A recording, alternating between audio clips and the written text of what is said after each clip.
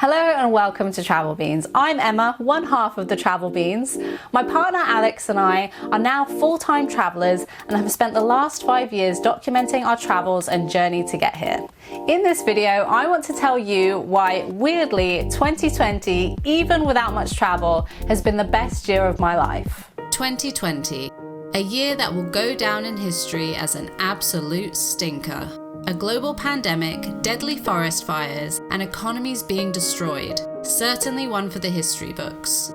And then, to add to this absolute pile of my year personally could not have gotten off to a worse start. At the beginning of 2020, my partner Alex and I decided to get our first ever apartment here in the UK. As we both work online and have a travel channel, we tend to bounce around from place to place, usually staying in Airbnbs or short-term lets. So it's always been a bit of a dream of ours to actually have and to be able to afford a base in the UK. We decided on moving to Brighton because A, it was close to Gatwick Airport, and B, I would be nearby my friends and family. We had been saving like mad in the months leading up to New Year's. After weeks of searching online, in the first week of January, we finally found the perfect place for us. It was located in the centre of Brighton, not too far from the station, excellent location, and within our budget. We'd been looking at apartments on a variety of different websites, and we actually ended up finding this one on Gumtree. Now, we were a little bit dubious when it comes to Gumtree, as you hear a lot about scams and things like that.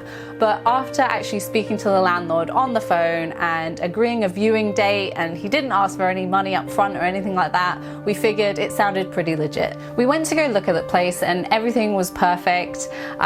We were just really keen to move in, to be honest. So we actually signed the tenancy agreement there and then. We paid our deposit and our first month's rent up front, which is pretty standard in the UK, which I think amounted to about £1,500.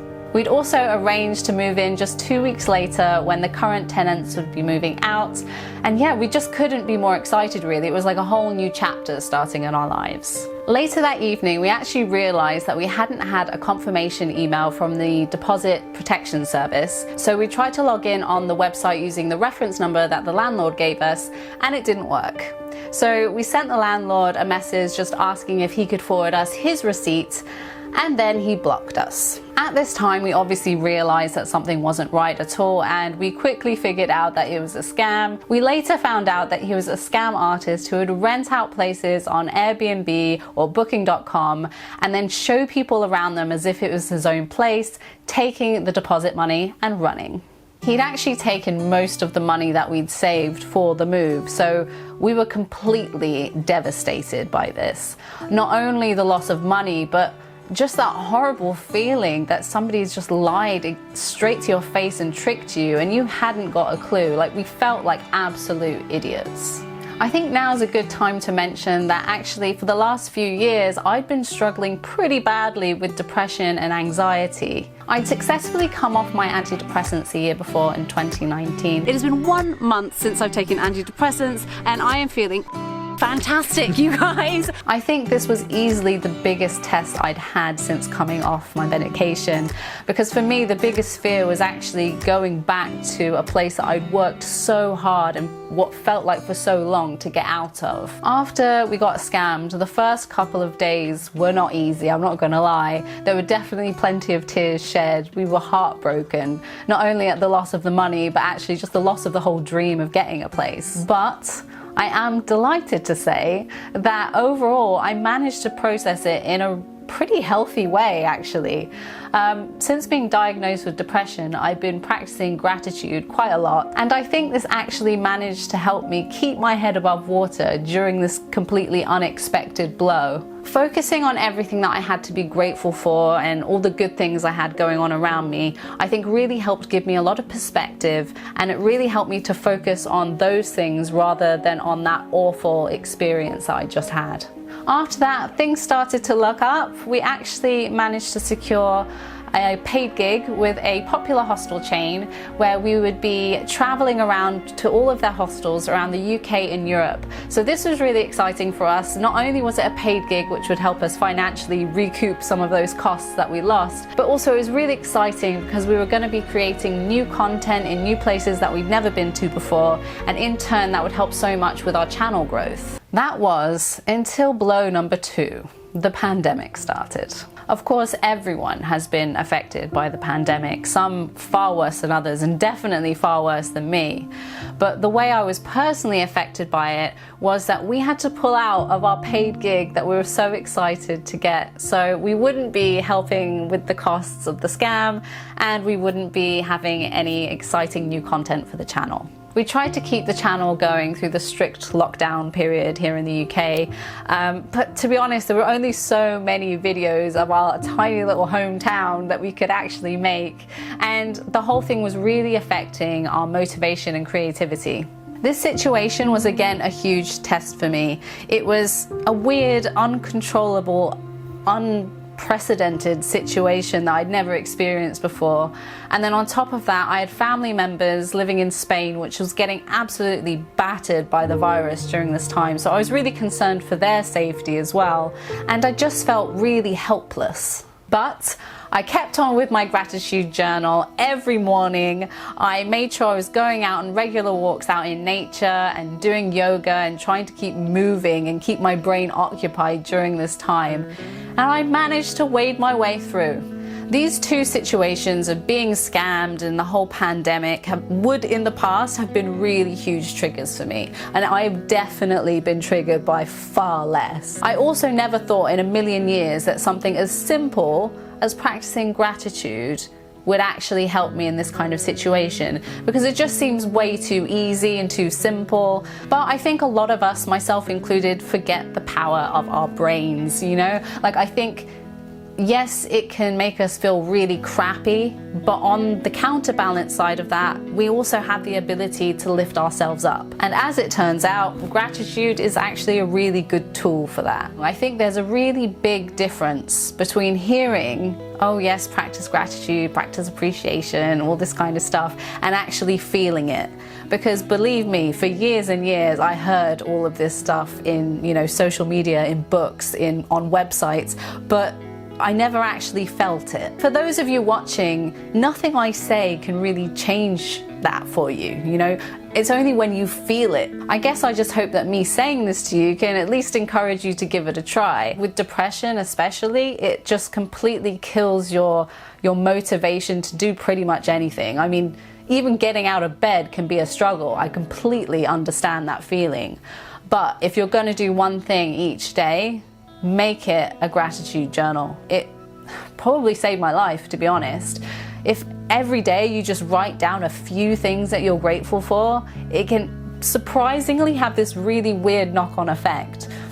It's like it's rewiring your brain or something. It can be really simple, you know, like something like, I'm really grateful for having a comfortable warm bed to sleep in at night, or fresh air to breathe, or access to the internet to watch people talking to me on YouTube. Of course, everyone's situation is different, but I just think that that was such a huge breakthrough for me, discovering that and feeling that and practicing it, that I would feel guilty if I didn't share that information with the world. This also might be a really good time to talk to you guys about our rebranding on the channel. For a long time, Alex and I have been using the phrase earn less, live more.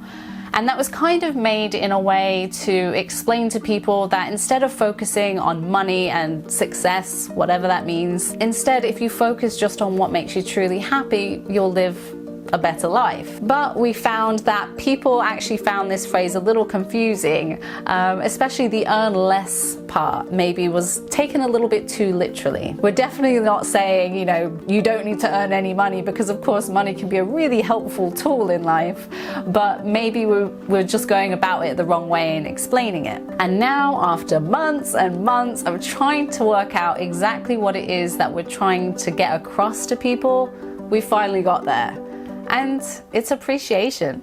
As I've been saying already in this video, I think it's pretty well documented that gratitude, appreciation, mindfulness, these are all key in positive well-being, which I've now found out through first-hand experience. And what Alex and I found was that whenever we had conversations with each other about appreciation is that we kept coming back to the same phrase, and that was that we are living in the good old days. And we just felt that that phrase summed up our philosophy perfectly. Why wait to appreciate the good old days when you're older? It doesn't matter what stage you are in life, whether it's right at the beginning or right at the end. I think there's always room for being present in the moment and being appreciative of that present moment. So we want to spread this idea to as many brains out there as possible to live the good old days right now. We would also love for you guys to come and join our Facebook group. Just search Live the Good Old Days on Facebook and you'll find it. It's going to be a great place to discuss all things travel and all things appreciation. So, in conclusion, the reason why 2020 has been the best year of my life is because I've passed the test. After coming off antidepressants last year, having to go back on them at some point has definitely been a huge fear of mine. And maybe anyone who's watching who's been through the same thing can relate to that weird worry that you're not strong enough to cope without them. So to find out through this storm of a year that I am capable of coping on my own, just me and my brain, feels pretty good. Not to say that medication is bad or shouldn't be used, because I definitely found that it helped me at a time when I needed it. To climb the Everest, that is our brains, is a big task. A task that sometimes we need a bit of help with. But if I can navigate to a place with my brain where I feel gratitude, I feel excitement for the future, and I feel happy, then I truly believe that anyone can. Because believe me, I did not always feel that way, but here I am. And to top it all off, the that scammed us is now in prison. We got all of our money back from the bank, and we've actually been able to travel to some amazing places and grow our channel a bit. If you're interested in hearing our whole huge story, Alex and I are now working on a big series where we go into all of the details, the good, the bad, the ugly, all of it. So make sure you subscribe and hit the notification bell to be notified of that. That series is starting later this week. Leave in the comments down below what you're grateful for, what you're appreciating today. We need a bit more positivity in this world right now, so make the comments part of that positivity. Come and join us in our Live the Good Old Days Facebook group, where we can chat all things appreciation and travel. And until next time, thank you very much for watching. Beans out.